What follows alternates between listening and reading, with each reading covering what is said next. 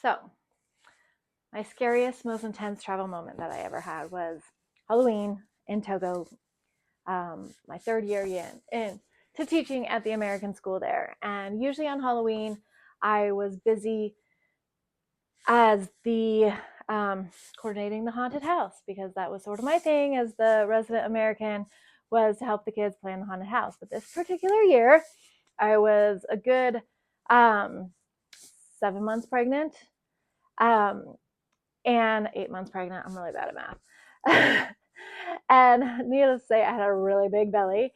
And so the other teachers let me go home early. And I was supposed to be going home and putting my feet up. But then my boyfriend called me and told me that he had a car that I could drive. And he wanted to go out for just a little bit to go meet up with friends since it was Halloween. It was like a big party night. Um, and he had me at car because most of the time getting around in Lomé, I was either on the back of a Demijohn, which is a motorcycle taxi, or since I got more pregnant, I rode in a regular taxi. And so I hadn't driven in 3 years, except for in summer times when I was home. And so I was really, really excited to be driving.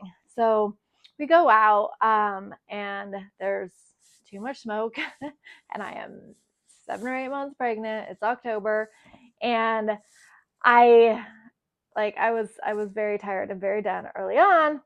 Um, and so we are driving home and I was so glad to be out of the club, first of all, because they just smoke all the time in Togo.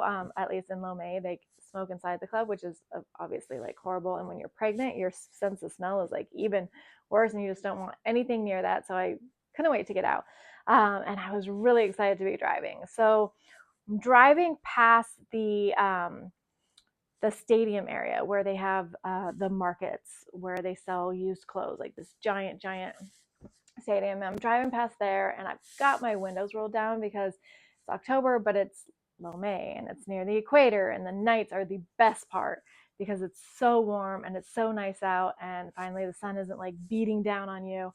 And I rolled down my windows, I cranked up the music, and I'm driving along.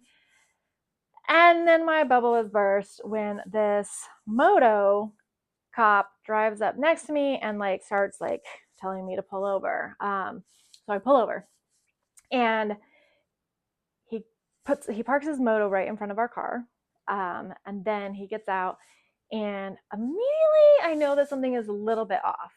I can't recall right now, but I think he was wearing sandals, where that doesn't make any sense, obviously, for a real cop to be wearing sandals.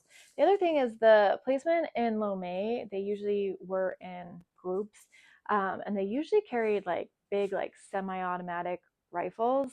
Um, and this guy did not have one. So he comes over to my window and I'm driving, and he asks for my license. So I get out my wallet, and he wants me to hand him the whole wallet. And then he starts rifling through my wallet and looking, and I had some money from Ghana at the time. And he was like, "Why do you have this money?" And I was like, "Because I went to Ghana, and it wasn't that much." But he's just like looking through my wallet, which makes me very uncomfortable. Um, and so I'm like, you know what? That's not right. Give me back my wallet. Like, I'm gonna call the embassy. This is not cool, dude.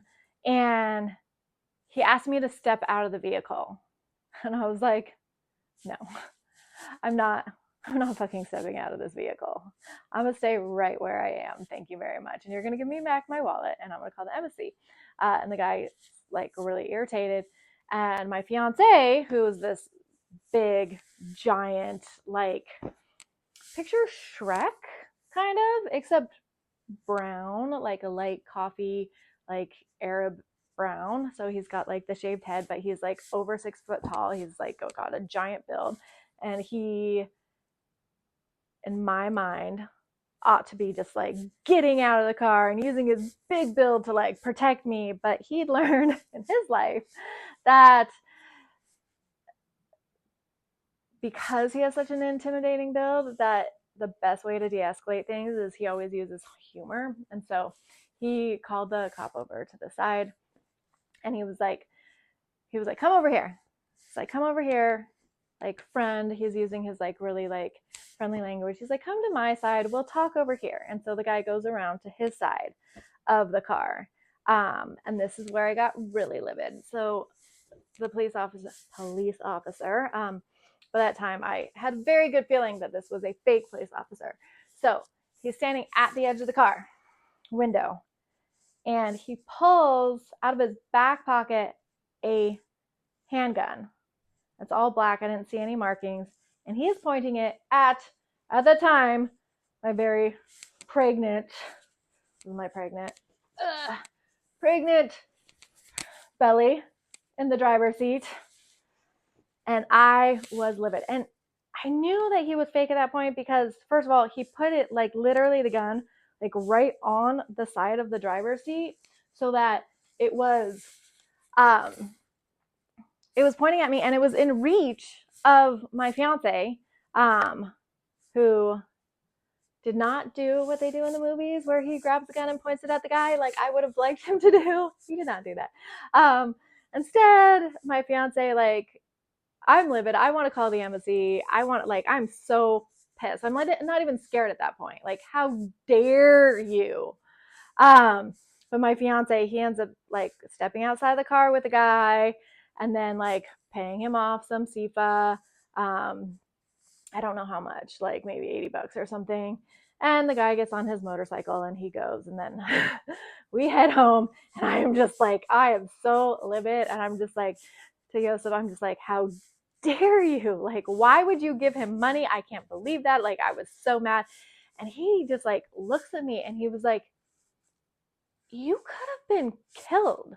Like, he could have dragged you out of that car and shot you. Like, doesn't that worry you at all? It did not. I was so angry that I didn't even have time to be scared. And so the next day, I wrote to one of my friends who was in charge of security at the embassy, and the RSO, Dave, yay, Dave. And I just told him everything that happened and described the guy to a T and why I thought he was a fake cop. And a few weeks later, they caught this guy pulling someone else over, staying in a similar area. And they were able to get him arrested and take him to jail. So it did end up, there was justice in for his wrongdoing. And I'm happy to say that. But that was definitely my scariest, most intense. Well, it was my most intense because, as I said, I wasn't scared, but it should have been scary. I should have been freaked out. Anyhow, thanks for listening to that travel story. Go out and see the world, people.